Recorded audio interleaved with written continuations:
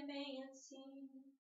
O medo chega e a aflição destrói as bases que sustentam o coração. Sei, é bem assim. É tão difícil suportar o medo, a dor e essa lágrima no olhar.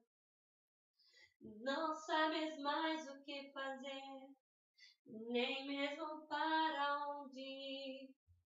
A única certeza é que chegou ao fim.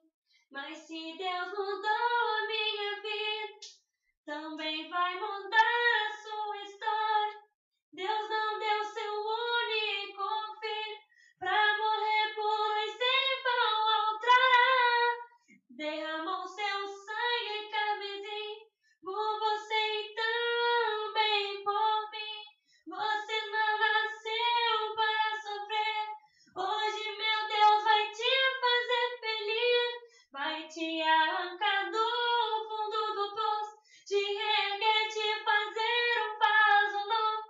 Vai mostrar pra todos os teus inimigos que Ele sempre esteve contigo. E eles irão te olhar